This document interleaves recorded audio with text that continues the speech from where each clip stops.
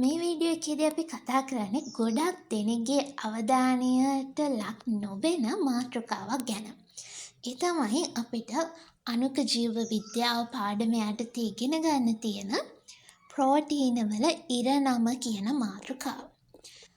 අපි ගොඩක් දෙනෙක් කතා කරනවා පොලිපෙප්ටයිඩ හැදෙන්නේ කොහොමද, ඒවයින් කොහොමද ප්‍රෝටීන හැදෙන්නේ කියන එක කතා කරනවා. හැබැයි ඒ හැදෙන ප්‍රෝටීන වලට මොකද වෙන්නේ කියන එක අපි ගොඩක් දෙනෙක් හිතන්නේ නැති දෙයක්. ඉතින් මේ හැදෙන ප්‍රෝටීන මුලින්ම හැදෙන පොලිපෙප්ටයිඩ් දාමයක් කියන එක ඔයාලා දන්නවා නේද?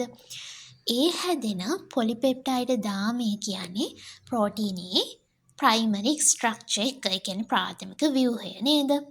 ඉතින් ඒකට මොකොත් කාර්යයක් කරගන්න බෑ නේද? අපි දන්නවා කෘත්‍යමය ආකාරයේ බවට පත් කරගන්න ඕනේ.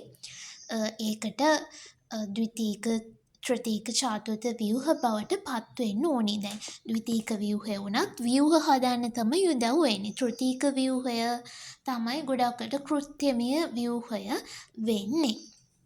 ඉතින් මේ පොලිපෙප්ටයිඩ් මේ කෘත්‍යමය ස්වරූපය ගන්න නම් එයාලා පශ්චාත් විකරණ කරගන්න ඕනේ. මේ පශ්චාත් විකරණ කියන්නේ මොනවද? ඒ කියන්නේ දැන් අපි දෙවනි පාඩමේදී කතා කරනවා මෙයාලා නැමීමෙන් එතීමෙන් නේද?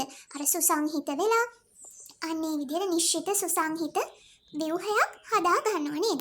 ඔන්න ඔය කියන විකරණයන් ටික කරගන්න කෘත්‍යමය ස්වරූපේ බවට පත් වෙන්න නම් සමහර වෙලාවට ඒ පොලිපෙප්ටයිඩ් වල තියෙන කෙටි ඇමයිනෝ අම්ල ඛණ්ඩයක් එක කෙටි ඇමයිනෝ අම්ල ඛණ්ඩයක් සංඥා පෙප්ටයිඩ් විදිහට ක්‍රියා කරනවා. මොකක්ද මේ සංඥා පෙප්ටයිඩ් කියන්නේ? සංඥා පෙප්ටයිඩෙන් එයාලා සිග්නල් එකක් දෙනවා.